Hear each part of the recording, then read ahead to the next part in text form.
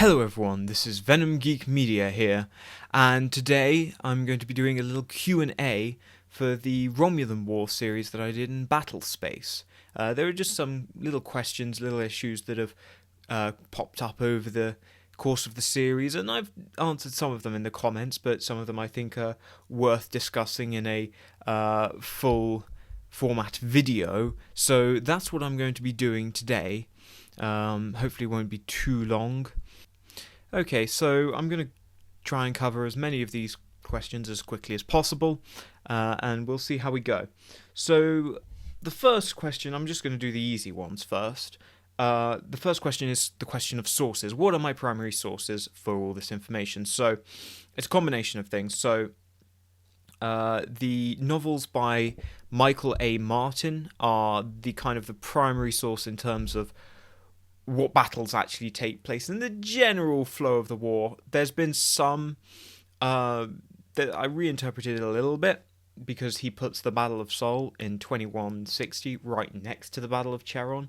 I just don't see that happening at the same time. It just is a bit weird that while the humans are in a position to strike Cheron, the Romulans are somehow also in a position to strike the Sol system.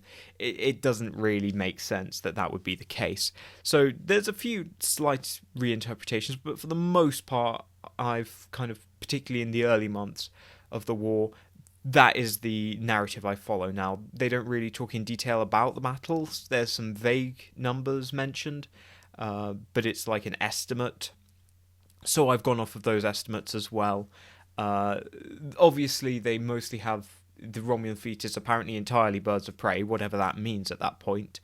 I reinterpreted that to give the fleet some variety. But the actual sources in terms of what battles happened when, roughly, does come from those Michael A. Martin novels. So the other source in play would be Starfleet Museum. That is mostly just for the Romulans. I haven't really followed the whole, because Starfleet Museum has their Starfleet Museum by Masao Ukazaki has really its own interpretation about how the war actually was fought and the functions. I just added in some of those Romulan ships, like I say, for the variety. That's a separate issue, and that is a question I will cover later on. I didn't really use too much FASA, simply because I found that there were inconsistencies with the canon. The Michael A. Martin novels, they're written after, they begin after the last series of Enterprise, so they don't contradict its canon, which is why I use them as a primary source. So moving on, the next question is of the sort of 3D battle space issue, i.e. the battles are taking place in 3D and yet I'm portraying them on a 2D plane. Simply put, I don't have the means of portraying them on a 3D plane. That is very complicated, and I do not have the means of doing that. Second of all, I don't really think there's much point in portraying it in 3D. Why? Well, because it doesn't really confer, having greater elevation or depth or whatever you call it in space, doesn't actually have any effect because everyone can do it. It doesn't necessarily confer any particular advantage. If you can move in 3D because you can move in 3D in space, so can the enemy. So he can easily match you for that. It's not like in aerial combat where certain aircraft have a greater ability to reach a greater altitude, and that does confer them with certain advantages. It's not really the case for space combat. So I kind of thought, so I don't really mention it because it's not really that relevant and doesn't have a huge impact on how the battle's actually being fought. If you want to visualize it in your mind, they probably are fighting in something of a 3D formation.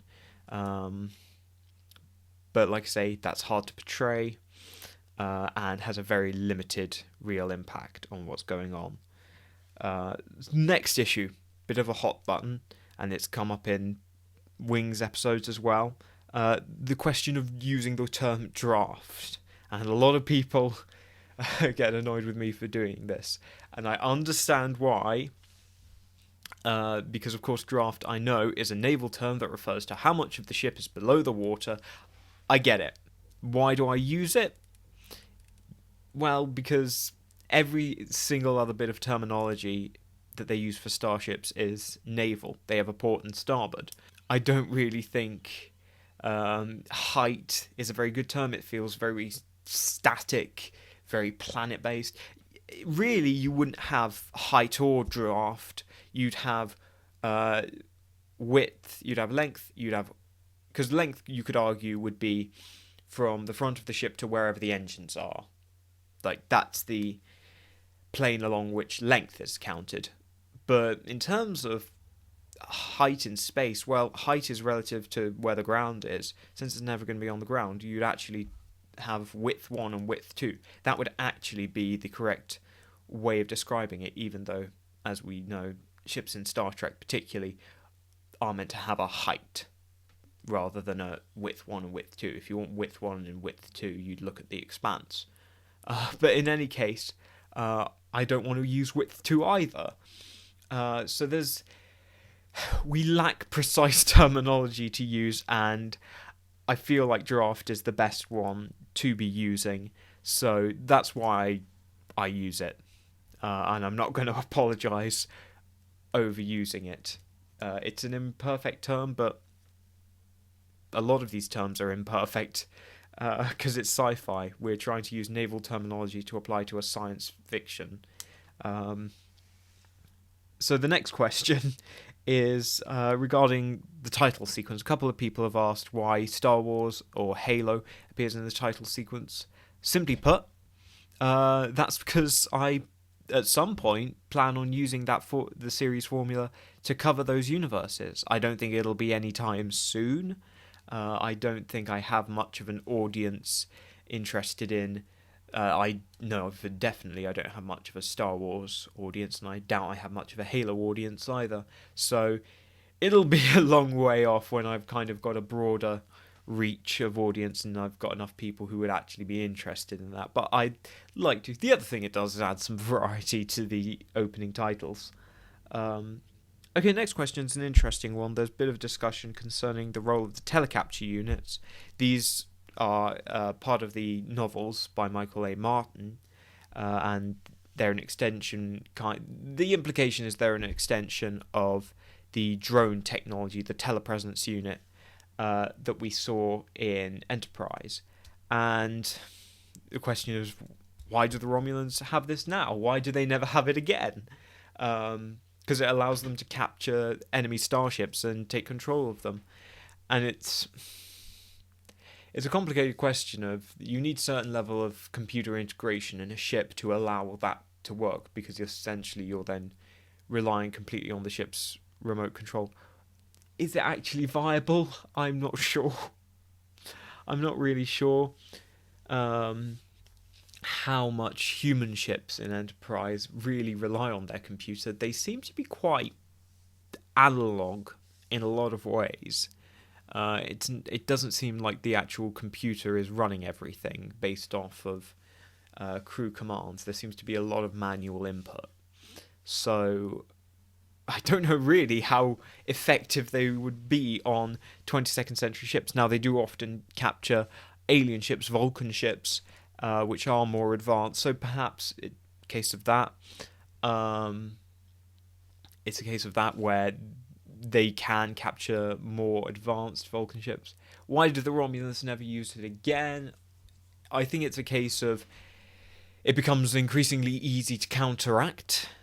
They quickly adapt against this technology. It is a very short advantage, and developing this thing further is just going to take more effort, only for it to be again countermeasured in some way. It's just something where you can't.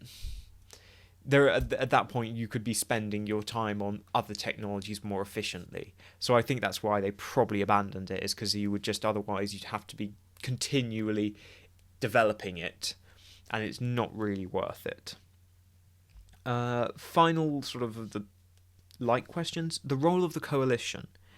This is an interesting one. So yeah, in the Michael A. Martin books, the coalition is quite a significant force in the story, and they're very present. I didn't really like that too much.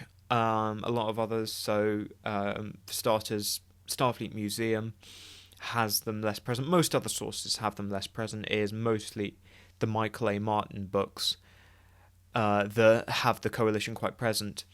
I wasn't too keen on having them overly present. I kind of limit them to their relative borders. That's why the Tellarites are at Tau Ceti. It's because it's a border system. But for the most part, because otherwise I feel like it would just be too easy for the coalition. They'd be too powerful, particularly where I set the Romulans' tech level. The coalition, the Vulcans and Andorians especially, are going to just be so powerful, and that was shown in the Battle of Cheron. They show up and the Andorians and Vulcans have just got such overwhelming power. And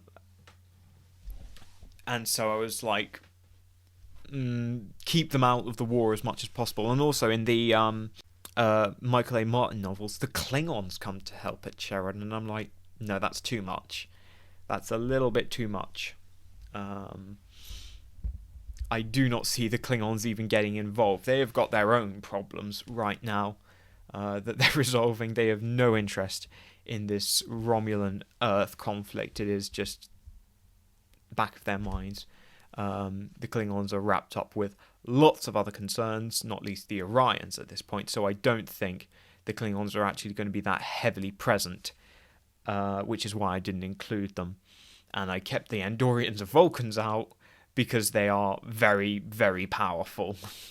And I just, otherwise it was not going to be a fair fight, especially when you compare the size of those Ukazaki ships to the Vulcans and Andorians. It's kind of ridiculous.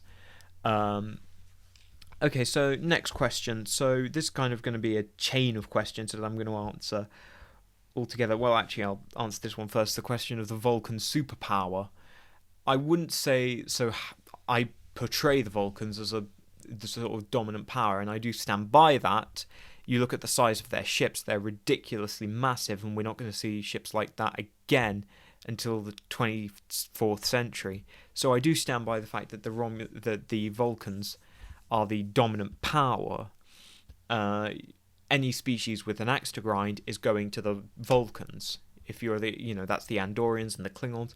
Both of them are dealing with the Vulcans, and neither of them really are able to stand up to them by a significant amount. The Andorians can handle themselves, but they still have the disadvantage, if only in size. And the Klingon ships of the 22nd century are actually quite primitive. They're actually on the same level, roughly, as Starfleet vessels, as human vessels. They aren't, again, really, they're not quite up to fighting the Vulcans head-on at this point. The Vulcans do have the dominance. Are they a superpower? No. Are they a dominant power? Yes. And I think you look at the size of their ships and they reflect that. That's, like I say, why I wanted to keep them out of the series for the most part. And also it makes sense because they're pacifists.